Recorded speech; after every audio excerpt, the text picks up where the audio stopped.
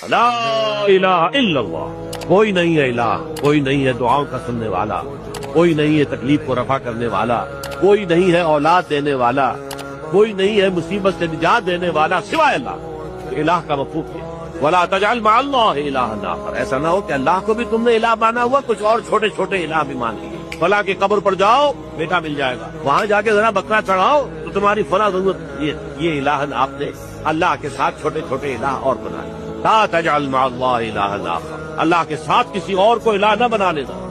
फतुल्का फी जहन्नम, तो झोंक दिए जाओगे जहन्नम के अंदर, मलूमम मदफूरा, मलामत सदा होकर और धक्के दिए जाएंगे। जाहिर बात है जहन्नम में कोई अपनी खुशी से दाखिल होने को तो तैयार नहीं होगा।